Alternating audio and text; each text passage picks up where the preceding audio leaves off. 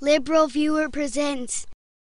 So the $662 billion National Defense Authorization Bill that funds the American military included an extra provision this year that codifies into federal law the power that former President George W. Bush just asserted after 9/11 to detain anyone indefinitely without trial based on just an accusation of terrorism, including U.S. citizens arrested on American soil. Yet I was able to find almost no coverage of this issue on Fox News, except for a brief reference in a few stories last week that mentioned the issue of military custody without ever mentioning the custody would last indefinitely without trial and applied to U.S. citizens arrested on American soil, as you can see, for example, in this clip. Catherine, we're expecting fireworks today on the detainee matter. What's up? Well, that's right. The Defense Authorization Act, in a nutshell, says that all terrorism suspects are supposed to go to military custody, but there is what's called a national security waiver the executive branch can use to send cases to federal courts. The administration has promised to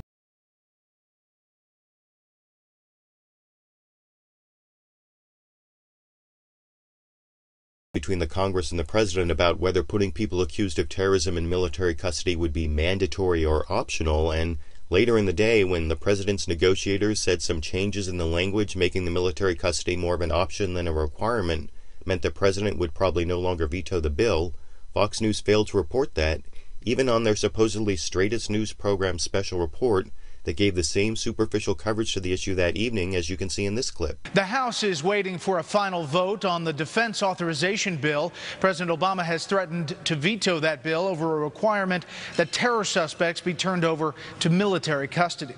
FBI Director Robert Mueller told the Senate Judiciary Committee today that he cannot fully support the handling of terrorism suspects as laid out in that bill. Mueller said the lines of authority are not clear enough.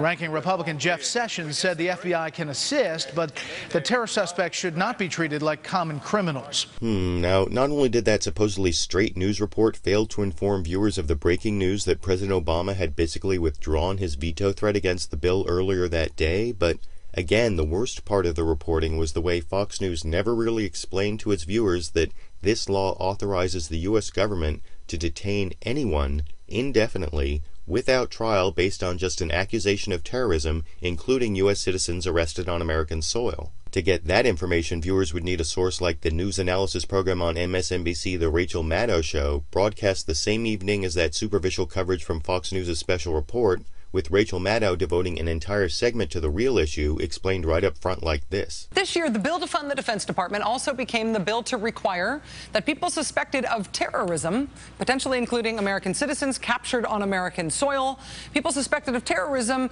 be put into military custody, where they could be held indefinitely without trial. So here's your Pentagon budget, but we're going to go ahead and take the Sixth Amendment off your hands. And that blunt presentation of how this bill would take away the Sixth Amendment right to a jury trial is so much more informative than the vague references to military custody in the Fox News stories, and the coverage on MSNBC went even further, bringing on the Deputy Legal Director of the American Civil Liberties Union to explain that the changes the President's negotiators got in the bill didn't solve any of the civil liberties problems, as you can see here. I think it was an awful bill before, and it's an awful bill now. It's a bill that would make permanent in American law this fixture of worldwide indefinite detention without charge or trial. It's a bill that would further militarize counterterrorism policy. It's a bill that would make it harder to close Guantanamo. It has all the problems that we identified earlier, and it's really quite astonishing and disappointing that President Obama is withdrawing his veto threat. Now, as much as I hate to disagree with the analysis of the Deputy Legal Director of the ACLU, I don't see how he can be astonished by President Obama's withdrawal of his veto threat because, as I reported in a video last spring, President Obama had already issued an executive order including indefinite detention without trial back then, so I was already disappointed with Barack Obama back then, not just for the loss of civil liberties, but because of the way giving up on our ideals also hurts national security, as Jamil Jaffer also explained back on the Rachel Maddow show in this clip. The powers that we are claiming are not powers that other countries are very happy with. And ultimately, in order to have an effective counterterrorism policy, you need to have other countries that are willing to cooperate. And this theory that we have indefinite detention authority, the power to detain people picked up anywhere in the world without charge or trial until the end of hostilities, whatever that means, that's a power that many other countries are uncomfortable with, and that many people here in the United States are uncomfortable with.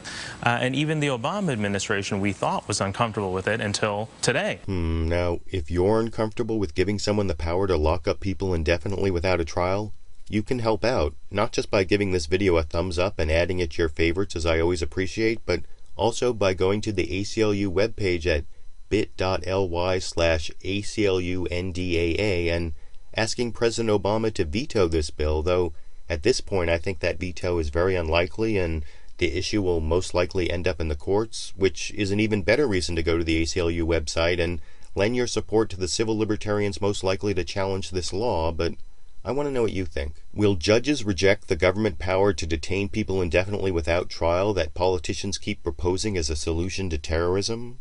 And regarding the political side of the issue, why don't politicians pay a political price when they give up our liberties in exchange for this kind of counterproductive attempt to increase security? YouTube, you decide.